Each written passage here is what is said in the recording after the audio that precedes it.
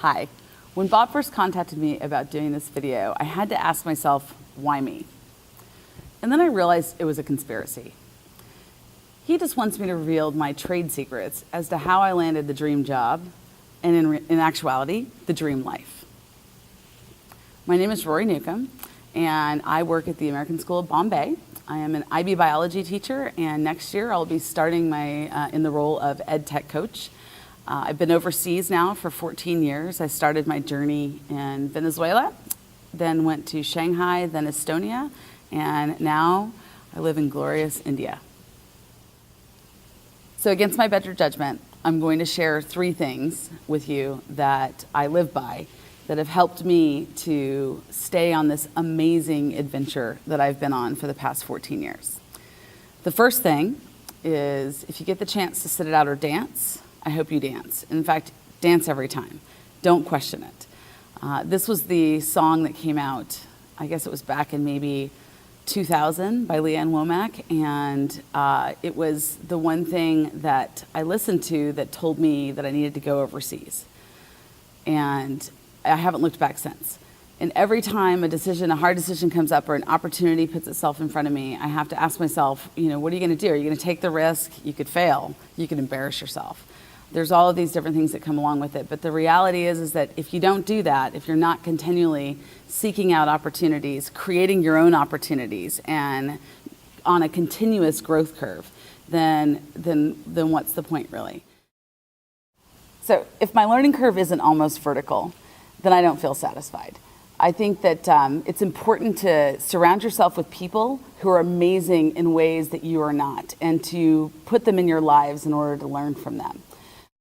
Another thing, if you have ever heard of Austin Kleon, he is an author, but he has written 2 books. One of them is Steal Like an Artist, which I think is fabulous. And if you're a teacher, you better be stealing like an artist, because in order to innovate your classroom and to up your game, you have to be somehow taking from whatever is outside of you. So steal like an artist. And then he followed that up with one that I think is equally as valid and important, and that is show your work. And in Show Your Work, he talks about the incredible necessity of being networked. And he calls it a scenius, like having a scenius, where you have all of these people that are part of your, what I like to call, a passionate learning network all over the world, where you're seeking these things out. And I think a lot of us tend to, when we're in a situation, wherever we are, we let the barriers that have been thrown up, the walls that have been put up by administration, the state, government, politics, parents, whatever our limitations are, we let them kind of confine us in a box and say this is as far as we can go. But with the internet like it is today, that's actually not a reality. And you get on Twitter, you find people that share your passions, which is my second mantra, and you go for it and you create this network, and I think it's incredibly powerful. I'm here today at ISTE. This week I was presenting with Michael Matera on gamification, and we have a really interesting way that we met. About a year ago, I was on Twitter in a chat that I didn't belong in. It was a California state chat, but I was in Mumbai at 5:30 in the morning, and I wanted to talk to other people about interesting things that they were talking about. And I met Chris Long on this Twitter thing, and this Twitter chat, and we connected, and he saw some links to my blog and kind of checked them out and saw that I was really, really passionate about gamification. And he was like, this is something my district's not doing. So he wrote to me in Mumbai and said, could you do a virtual presentation to my faculty during our Tech Fest? And I was like, sure, but I think I got the email, because of time zone thing, a little bit later. So he sent the same email to Michael Matera, who lives in Milwaukee. And because they're in similar time zones, he responded as well. And so both of us was like, yeah, sure, we'll do it. And we didn't really know each other at the time.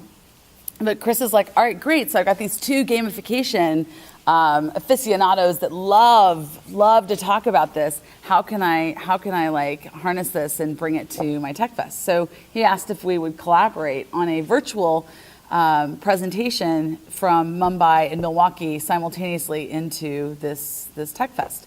And so we did it, and it formed a relationship between us after that involved many, many Skype calls over the year. And here we were presenting a 3-hour workshop at ISTE on gamification. And it's exciting that kind of collaboration and that kind of networking will happen. It wouldn't have happened had I done it just at my own school. Had I looked at my own school for somebody else who had similar passions, had similar interests, had similar philosophies on gamification coming together, that wasn't going to happen. So you got to put yourself out there.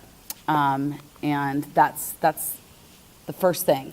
When you get the chance to sit at a dance, you got to dance. So one final anecdote that ties all 3 of my mantras together is, which are, if you get the chance to sit out and dance, I hope you dance. 2, always follow your passion. 3, it's always, always about the students. And if you keep that focus in mind, then you'll never go wrong.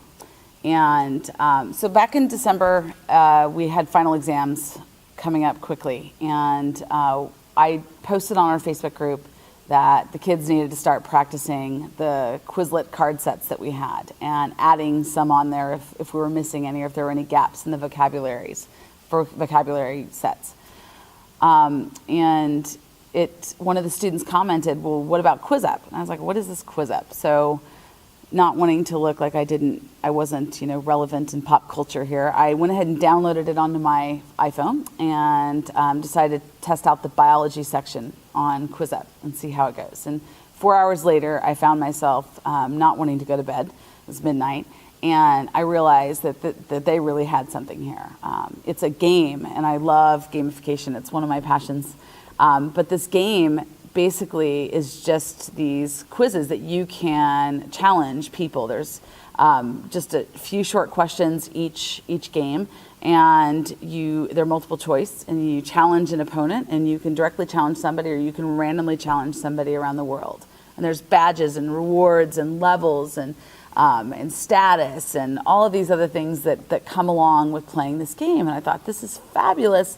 But there was one problem, and that was that the content wasn't difficult enough for my students and wasn't specific enough to IB.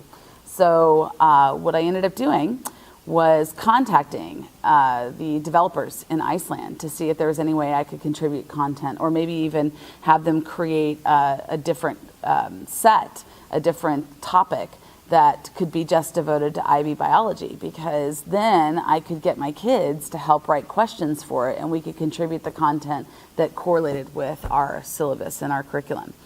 And with a bunch of back and forth with them, they ultimately gave me permission to access the current biology content and edit it and then add questions. So I threw out a Google spreadsheet on Twitter and asked teachers around the world, IB biology teachers around the world, and then all of my 12th grade students to contribute content. And we came up with almost 500 questions that we submitted.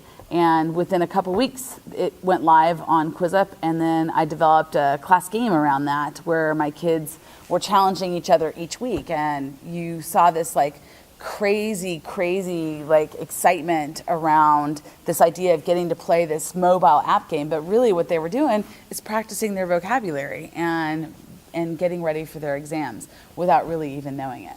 And I think that, you see here, there was an opportunity that the guy in Iceland could have just told me no, but you got to take that risk. You got to go out there and contact, network people, find somebody to make things happen, create your own opportunities.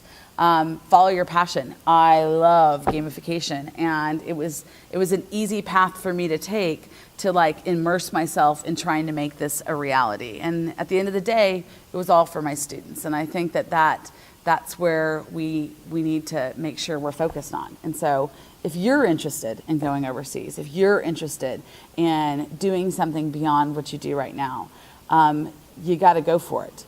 We as teachers spend 60 plus hours a week doing this job. And if you don't absolutely love everything about it, what a sad, sad waste of time that would be.